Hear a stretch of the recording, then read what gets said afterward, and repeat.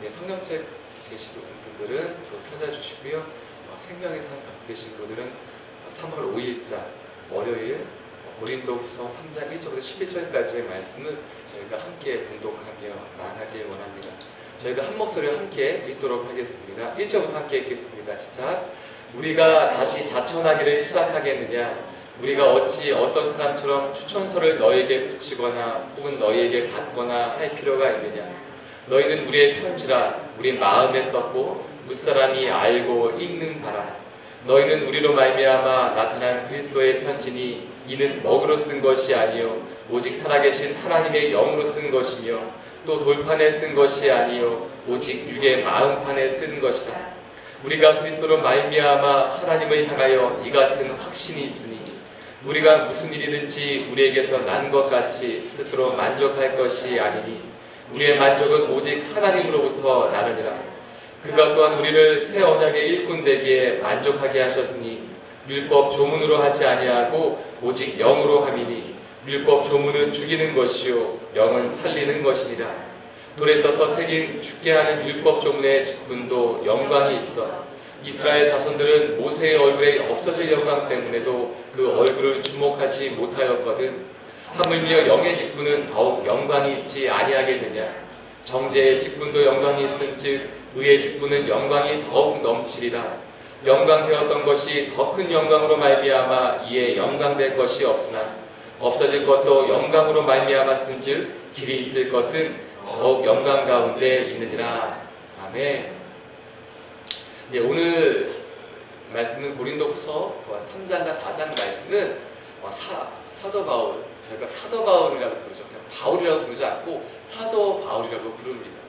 그런데 오늘 고린도 교회에 있었던 하나의 어떻게 보면 모함이라고 할 수도 있고 오해라고도 할 수 있는 부분이 있는데 바로 그것은 바울은 예수님의 제자가 아니다라는 주장이 있었습니다. 그래서 그것에 대해서 사도 바울이 자신의 사도직에 대해서 변론하는 부분이 3장과 4장 말씀에 나옵니다. 그래서 오늘 말씀은 주된 것은 바울에서 갖고 있었던 사도 바울은 예수님이 부르신 제자가 아니다, 사도가 아니다, 거짓 사도다라는 그 말씀에 대해서 사도 바울이 변론하고 있는 부분입니다. 그래서 오늘 먼저 첫 번째 그 변론하고 있는 것을 저희가 함께 나누고 그 가운데 있는 메시지를 함께 묵상하며 나누기를 원합니다. 첫 번째는 1절 말씀을 저희가 먼저 다시 한번 읽고 나누기를 원합니다. 1절 말씀 함께 읽겠습니다. 시작. 우리가 다시 자천하기를 시작하겠느냐? 우리가 어찌 어떤 사람처럼 추천서를 너에게 붙이거나 혹은 너에게 받거나 할 필요가 있느냐? 이것은 예루살렘 교회에서 공동체에서 가장 큰 권위를 갖고 있었던 예루살렘 교회에서 바울이 추천을 받은 사람이냐 이것에 대해서 나누고 있는 것입니다. 그래서 어떤 사람이라는 표현이 나와 있는데요. 바울이 아닌 다른 사람은 추천서를 가지고 왔었던 것 같아요. 그래서 어떤 사람처럼 추천서를 너희에게 받아야 되겠느냐, 갖고 와야 되겠느냐, 내가 그렇게 해야 되겠느냐라고 얘기하는 것입니다. 우리가 자천하기를 시작하겠느냐라고 표현되어져 있는데 자천이라는 것은 스스로 추천하는 것을 의미합니다. 스스로 추천하는 것을. 그러니까 내 자신을 내가 증명할 필요가 있느냐, 그럴 필요가 있느냐, 그럴 필요가 없다라고 말하는 것입니다. 근데 그 첫 번째 이제 사도 바울이 증거를 제시하고 있는데 증거와 증인을 제시하고 있는데 첫 번째 증거로 증인을 제시하는 것이 2절 말씀, 3절 말씀에 있습니다. 저희가 2절 말씀, 3절 말씀 함께 읽도록 하겠습니다. 시작. 너희는 우리의 편지라 우리의 마음에 썼고 무사람이 알고 읽는 바라. 너희는 우리로 말미암아 나타난 그리스도의 편지니 이는 먹으로 쓴 것이 아니요 오직 살아계신 하나님의 영으로 쓴 것이며 또 돌판에 쓴 것이 아니요 오직 일개 마음판에 쓴 것이다. 이렇게 말하고 있는 것입니다. 당신들이 고린도 교회 성도들이 당신들이 증인입니다. 당신들이 증거입니다. 라고 말하고 있는 것입니다. 바울은 예수님을 만난 적이 없습니다.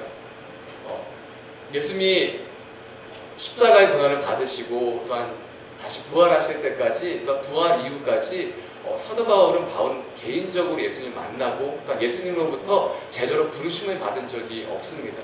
오히려 예수님이 하늘에 계실 때 영으로 임하신 예수님을 만나게 된 것이죠. 그런데 이렇게 무지적인 부분에서 이렇게 물리적인 상황에서는 저희가 이 땅에 영이 아닌 육으로 봤을 때는 예수님을 만난 적이 없는 것이죠. 그래서 사도 바울의 사도성에 대해서 이렇게 얘기하는 것입니다. 당신은 예수님으로부터 부르심을 받은 적이 없지 않습니까? 당신 예수님의 제자가 아닙니다. 거짓 제자입니다. 라고 얘기하는 것입니다. 그런데 저희는 다시 한번 이렇게 질문해 볼 수 있을 것입니다. 사도 바울이 예수님 만나지 못했다면 우리 가운데 예수님 만날 수 있는 사람이 누가 있을까요? 그래서 그나마 사도 바울은 예수님과 같은 시대에 살았습니다. 근데 저희 중엔 예수님과 같은 시대에 산 적이 없죠.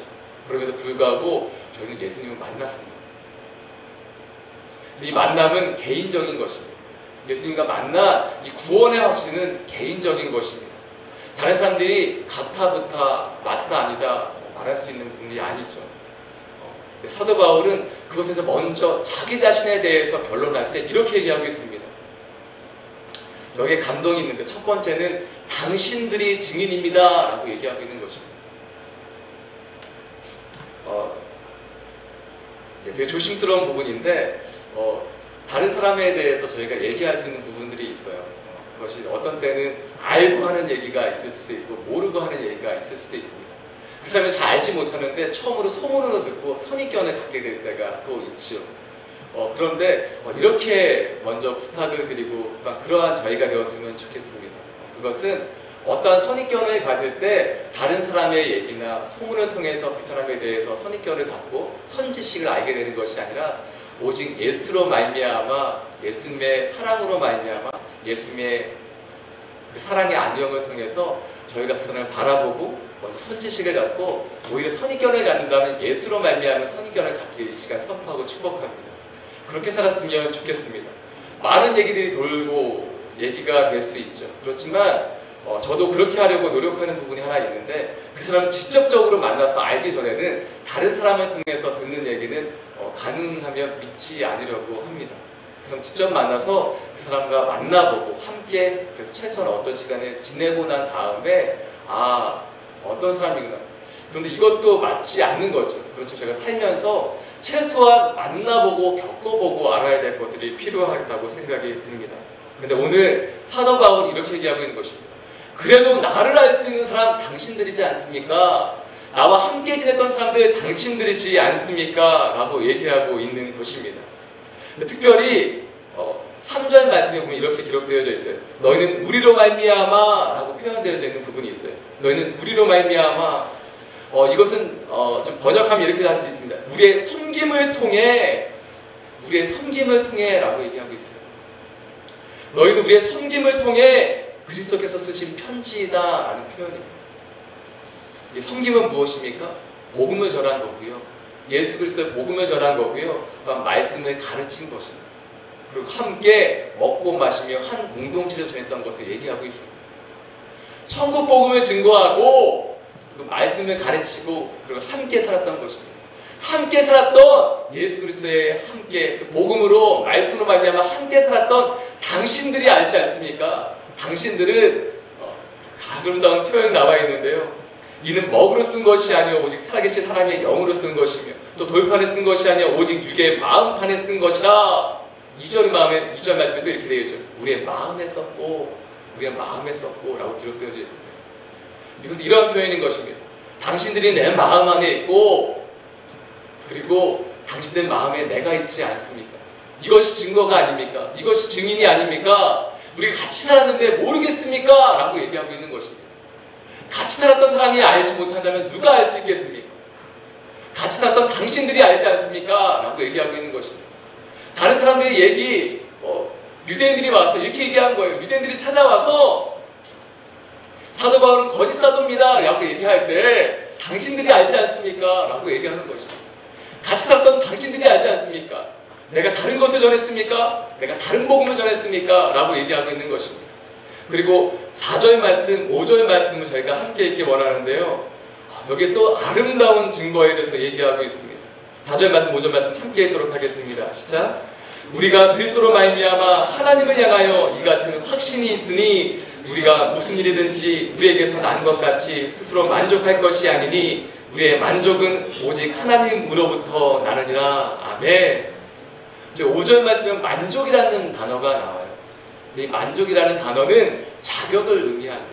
자격, 요건, 자질, 또는 어떠한 일을 충분하게 해낼 수 있는 어떤 능력, 그러니까 자질, 자격을 얘기하고 있어요. 오늘 말씀 본문에서 보면은 사도직에 대한 자격이 있느냐, 예수님의 제자라는 자격이 있느냐라고 묻고 있는데 그것에 대한 대답인 것입니다. 우리가 무엇으로 자격을 얘기할 수 있느냐, 우리가 무슨 일이든지 우리에게서 난 것 같이 스스로 자격이 있다고 얘기할 것이 아니라 우리의 자격은 오직 하나님으로부터 났습니다 라고 얘기하고 있는 것입니다. 사랑하는 여러분, 누가 여러분을 부르셨습니까? 누가 당신을 부르셨습니까? 오늘 말씀의 제목은 이렇게 정했습니다. 당신을 부르신 분은 누구입니까? 오늘 당신을 부르신 분은 누구입니까? 다른 표현으로도 쓸 수 있겠죠. 누가 당신을 부르셨습니까? 그런데 저희가 이것을 이렇게 생각할 때가 많아요. 제가 중고등 청소년 사역을 오랫동안 담당하면서 아이들의 큰 고민 중에 하나가 무엇이면 무엇을 하고 살아야 될지, 비전이 뭔지, 꿈이 무엇인지 잘 모르는 친구들이 있어요. 그래서 이렇게 얘기할 때가 있어요. 하나님이 나를 무엇으로 부르셨는지만 알면 정말 최선을 다해서 열심히 살아갈 수 있을 것 같습니다. 하나님 나를 무엇으로 부르셨는지만 알면 제가 정말 열심히 살 수 있을 것 같아요, 전사님. 그런데 그건 모르겠어요. 그걸 알 수 있으면 좋겠어요. 사랑하는 여러분, 오늘 이렇게 바꾸어 질문하고 싶습니다. 당신의 부르심이 무엇인가, 나의 부르심이 무엇인가 우리는 궁금해하지만 우리가 먼저 알아야 할 것은 나를 부르신 분이 누구인가 라는 것입니다. 나의 부르심, 비전, 꿈이 무엇인가가 중요한 것보다, 중요하죠. 안 중요한 것이 아니에요. 그런데 그것보다 더 중요한 것이 있는데 그것은 나를 부르신 분이 누구인가 라는 것입니다. 내가 무엇을 해야 하는 것보다 더 중요한 것은 나에게 그 일을 맡기시는 분이 누구인가 라는 것입니다. 저희 교회에 재밌는 일들이 벌어지고 있어요. 그것은 저희 교회 시작부터 지금까지 이어올 때 저희들이 다 각자 직장도 있으시고 직업도 있으신데 그 상관없는 일을 교회에서 하고 계시더라고요. 아주 아름다운 일들을 하고 계시는데 정말 이렇게 하시는 원래 일들과 상관없는 일들을 하시더라고요. 아주 재밌는 것은 카메라를 촬영하시는 분들도, 녹화하시고 편집하시는 분들도 원래 그 일을 하셨던 분이 아무도 안 계세요. 자막으로, 건반으로 섬기시는 분들도 원래 그 일로 섬기시는 분들이 아니라 교회에서 다른 모양으로 섬기고 계십니다. 그런데 신기한 것은 여러분의 자격을 가지고, 예를 들어서 자격증이 딱 있어요. 이것이 있어야만 교회에 섬길 수 있다라고 하지 않으셨다는 것입니다. 하나님 우리를 부르실 때 그것이 아닌 다른 것들로 하나님 우리를 불러주셨고 사용하게 하셨다는 것입니다. 정말 좋은 것은 하나님이 여러분을 부르셨는가라는 것이 중요한 것입니다. 무엇을 해야 될지 알려주시면 좋겠어요 라고 얘기해요. 그런데 하나님은 그것이 궁금한 사람에게는 참 안 알려주시더라고요. 정말 무엇에 나의 부르심이고 내 꿈이 무엇이고 비전이 무엇이고 무엇을 해야 될까, 이것이 궁금한 사람에게는 그것에 대해서는 잘 안 알려주시더라고요. 끊임없이 이것을 말씀하십니다. 내가 누구인지에 대해서 말씀해 주십니다. 나는 하나님이야, 나는 너의 아빠야, 나는 너의 신랑이야, 나는 너의 친구야, 나는 너의 목자야. 그래서 그것에 대해서만 말씀해 주시는 거예요. 그럼 사랑하는 여러분, 그것이 해결되면 내가 무엇을 해야 될지는 자연스럽게 따라오는 것을 보게 됩니다. 물질과 재정을 쫓아가고 명예를 쫓아갈 수 있어요. 그것은 나쁜 것은 아니고 좋은 것이에요. 그런데 그것을 쫓아가는 사람에게는 하나님이 계속해서 미끄러뜨리시는 것들을 보게 돼요. 그리고 오히려 내가 누구인지에 대해서, 하나님이 누구이신지에 대해서 끊임없이 말씀해 주시는 것입니다. 제가 중고등부 섬길 때 제 제자가 저희 교회에 와 있어요. 함께 섬기고 있는데 그 제자가 참 아름답게 신앙생활을 해오고 살아왔어요. 근데 몇 주 전에 저한테 기도 제목을 이렇게 부탁하더라고요. 어떤 이제 직장에 이직해야 돼서 그 직장 이직하는 분을 잘 이직할 수 있게끔 기도를 해달라는 거예요. 제가 그랬어요. 나는 그 기도를 할 수 없다. 나는 그 기도를 할 수 없다. 그리고 오히려 나는 네가 말씀 앞에서 잘 살 수 있도록, 네가 성령 충만하도록, 말씀 충만하도록 그렇게 기도하겠다라고 했어요.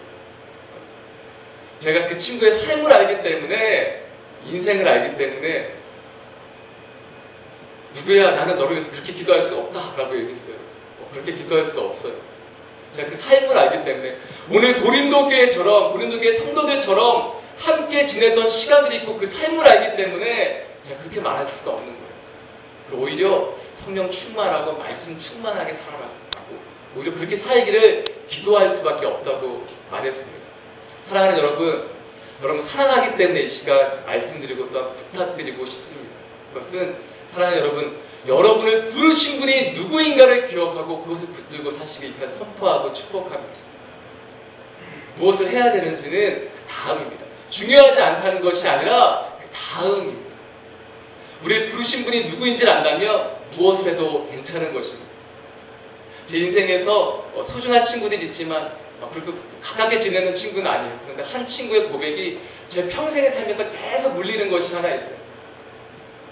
그 친구는 계속해서 이런 얘기를 했어요. 한 1년 넘게 그 얘기 들었어요. 나는 큰일을 할 거야. 나는 큰일을 할 거야. 나는 큰일을 할 거야.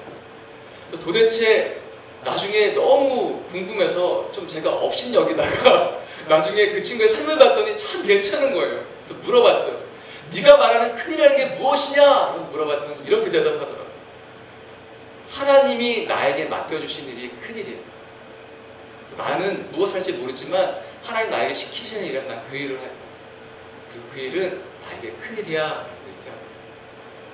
자매였어요.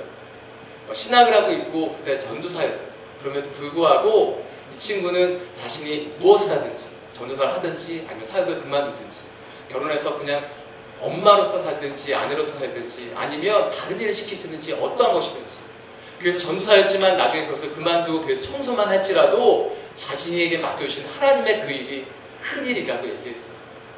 사랑하는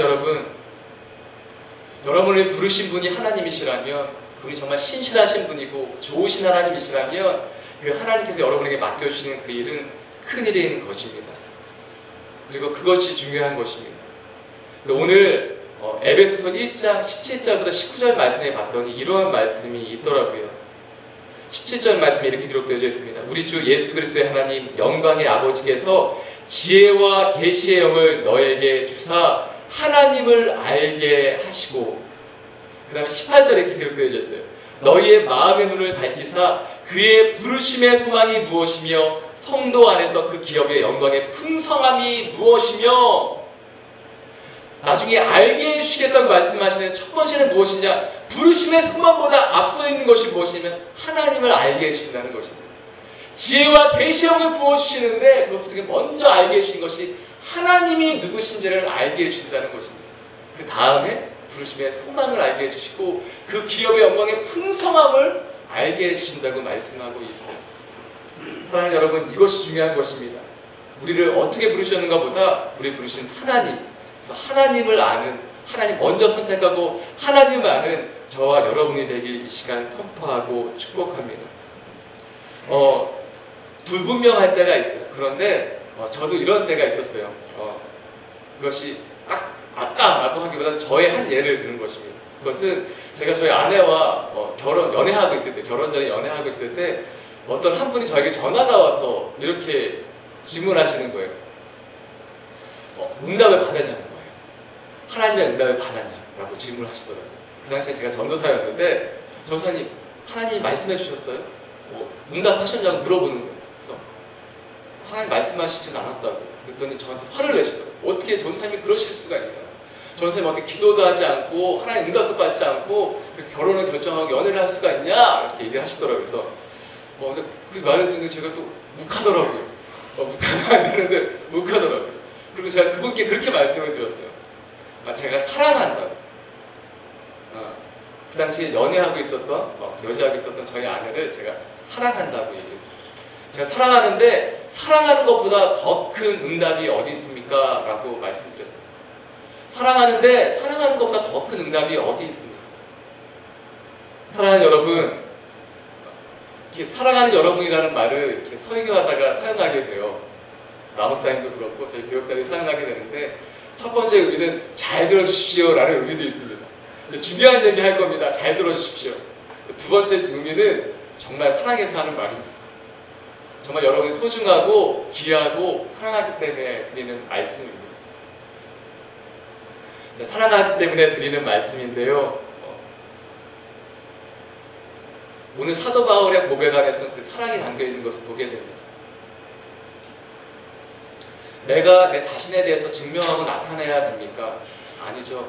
어제 주일 설교 말씀에도 있었던 것처럼 하나님의 선물 우리 가운데 가정을 주셨어요.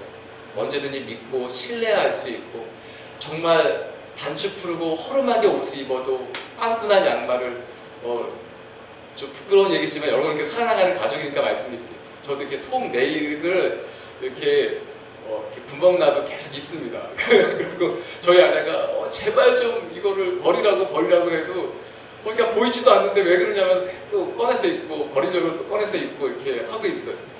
근데 저는 그게 되게 좋아요. 그런데 그렇게 입고도 구멍 난 옷을 입고도 편안하게 있을 수 있는 것이 가족이고 가정이죠. 근데 그렇게 스스럼 없이 정말 편안하게 함께 지낼 수 있는 것이 우리 교회이고 공동체인 것을 또한 고백합니다. 저 이런 말씀 드리기 좀 부끄럽긴 하지만 그리고 이전에 교회에 사역했었던 그 공동체들한테 좀 죄송한 마음이 있지만 제가 지금까지 교회 생활하면서 또한 지금까지 목회자로 있으면서 가장 편안하게 정말 스스럼 없이 제 스스로 생각해도 목사가 어떻게 이럴 수 있을까 생각될 정도로 너무 편안하게 지금 생활하고 있어요. 지금 이 사랑사역교회에서 지금까지 제 교회 역사상, 교회 생활, 신앙생활 중에서 가장 정말 편안하게 누구에게 어떻게 꺼리낌 없이 보일까라는 걸 신경 쓰지 않고 정말 편안하게 살고 있어요. 그래서 교회에서의 생활이나 집에서의 생활이나 구분되지 않을 정도로 정말 편안하게 마음껏 살고 있어요. 그렇게 살 수 있는 것은 정말 스스럼 없이 제 자신을 노출시키고 보여드려도 이것에 대해서 이상하게 받아들이지 않을까, 시험 드시는 분이 있지 않을까, 시험 드시는 분이 있다면 죄송하지만 있지 않을까 이런 고민이나 걱정이 들지 않는 거예요. 그냥 제 자신에 대해서 막 오픈하고 보여드려도 이것이 그냥 편안한 거예요. 제 자신에 대해서 이렇게 꾸미지 않아도 되는 자연스러움이, 그런 자유함이 제 안에 있어요.